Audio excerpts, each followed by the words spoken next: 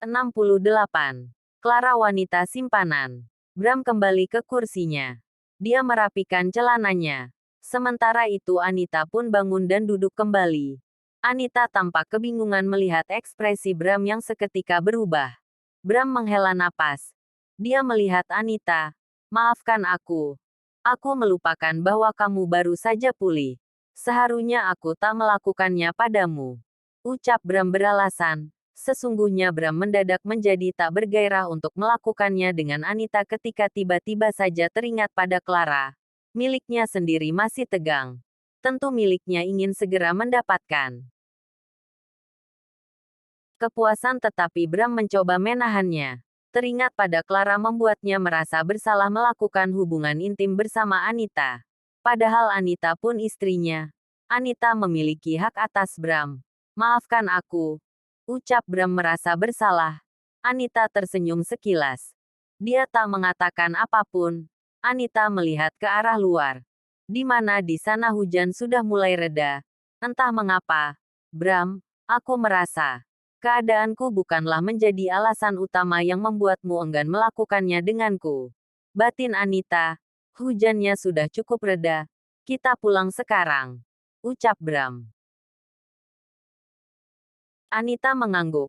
Bram melajukan mobilnya sementara itu Anita memilih memejamkan matanya. Berada terlalu lama di luar dengan keadaannya yang baru saja pulih membuatnya sedikit merasa lelah. Di perjalanan menuju kediamannya, Bram larut dalam pikirannya. Dia merasa sudah gila karena hampir saja tak dapat mengendalikan dirinya dan akan bercinta dengan Anita. Dia sendiri berniat untuk membatalkan pernikahannya dengan Anita setelah keadaan Anita benar-benar pulih dan pita suaranya kembali membaik. Dia tak akan meninggalkan Anita dalam waktu dekat. Dia tak ingin orang lain, terlebih keluarganya sendiri, menganggap dirinya pria yang tak bertanggung jawab karena meninggalkan Anita dalam keadaan sakit. Sesampainya di kediaman Bram. Bram berhenti di depan pintu gerbang kediamannya yang cukup besar. Dia membangunkan Anita yang masih tidur. Anita mengerjapkan matanya. Dia melihat langit di luar sudah gelap. Istirahatlah di dalam. Aku masih ada pekerjaan. Ucap Bram. Anita menghela napas. Dia mengambil tasnya dan keluar dari mobil Bram tanpa mengatakan apapun. Bram langsung berputar arah. Dia melajukan mobilnya meninggalkan kediamannya. Anita terdiam melihat mobil Bram yang terus melaju hingga akhirnya hilang dari pandangannya. Setelah itu Anita masuk ke kediaman Bram. Anita melangkahkan kakinya menuju pintu utama kediaman Bram. Begitu akan masuk dia bertemu dengan Nico. Anita melewati Nico. Tetapi sesaat kemudian Nico memanggilnya dan menghampirinya. Sontak Anita menghentikan langkahnya dan melihat Nico. Saya sudah menemukan identitas wanita yang Nona minta waktu itu. Ucap Nico. Anita mengerutkan dahinya. Wanita siapa yang Nico maksud? Anita merasa tak mengerti. Nico yang seakan mengerti kebingungan Anita pun bergegas menunjukkan foto mantan kekasih Bram yang saat itu Anita berikan. Anita mengangguk. Dia teringat pernah meminta tolong pada Nico untuk mencari tahu siapa wanita yang berada di foto itu. Anita mengambil ponselnya. Dia mengetik sesuatu di sana dan menunjukkannya pada Nico. Antarkan ke kamarku info detailnya. Nico mengangguk setelah membaca pesan dari Anita. Setelah itu Anita pergi ke kamarnya. Dari kejauhan Karen terus memperhatikan Anita. Dia merasa muak melihat Anita. Melihat cara berjalan Anita yang menunjukkan kekuasaannya sebagai nyonya di kediaman Bram. Penampilan Anita. Bahkan wajah Anita membuat Karen merasa muak. Dia mengepalkan tangannya. Masih teringat jelas. Bahkan masih terasa bekas tamparan Anita di wajahnya. Karen menghentakkan kakinya ketika melihat Nico berjalan ke arahnya. Nico tampak memperhatikannya tetapi Karen bergegas menghindar. Ada apa dengannya? Batin Nico. Nico terdiam memperhatikan langkah Karen. Seketika dia menggelengkan kepalanya. Apa sejak kecil dia tak pernah memakan makanan manis? Kenapa dia tak pernah tersenyum? Batin Nico. Nico sendiri menaruh perhatian pada Karen. Sebab dialah wanita termuda di kediaman Bram. Wajahnya yang cantik. Tubuhnya yang ramping. Hanya saja bibirnya yang selalu ditekuk ketika melihat Nico membuat Nico merasa Karen bukanlah orang sembarangan. Karen terlihat bukan seperti terlahir dari keluarga sederhana. Di sisi lain, Bram melajukan mobilnya ke apartemen Clara. Dia merindukan Clara dan akan menemui Clara. Terlebih dia merasa cemas karena Dante sudah pergi dari apartemen Clara dan tak lagi menjaga Clara. Bram sebetulnya merasa bersalah karena sudah menuduh Clara dan Dante memiliki hubungan di belakangnya. Hanya saja egonya yang besar terlalu sulit mengakui perasaan itu. Bram kembali melewati toko bunga yang sama, yang mana dia pernah membeli bunga untuk Clara.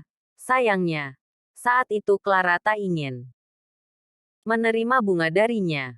Bram mendekati toko bunga itu dan turun dari mobil. Dia kembali bertemu dengan penjaga toko yang waktu itu dia temui. "Selamat malam. Anda datang lagi, Tuan," ucap penjaga toko. Bram tak menghiraukan ucapan penjaga toko itu. Dia fokus melihat ke arah bunga-bunga cantik di hadapannya. Saya ingin bunga yang sama dengan yang waktu itu saya beli. Buat sama persis. Tanpa kartu ucapan, ucap Bram. Penjaga toko itu mengerutkan dahinya. Tetapi sesaat kemudian dia menyiapkan bunga yang Bram inginkan. Beberapa waktu menunggu. Bram kini tengah duduk di sebuah kursi. Sedikit bosan menunggu. Dia sendiri tak biasa menunggu. Orang lainlah yang terbiasa menunggunya.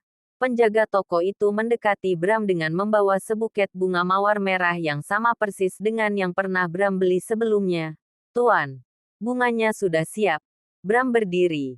Dia mengambil bunga tersebut dan membayarnya. Selesai membayar bunga itu, Bram beranjak akan meninggalkan toko bunga tetapi langkahnya terhenti ketika mendengar ucapan penjaga toko.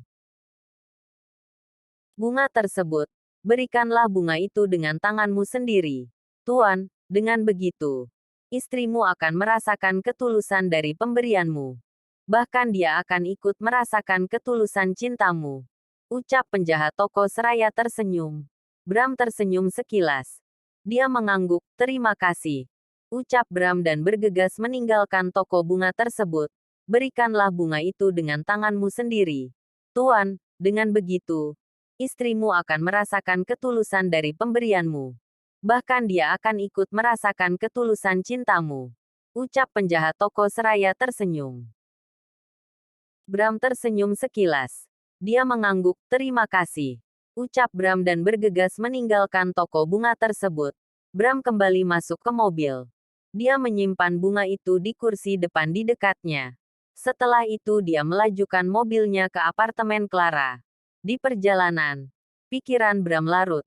Dia masih berpikir, apa hanya bunga saja yang akan dia berikan untuk membujuk Clara agar tak lagi marah padanya?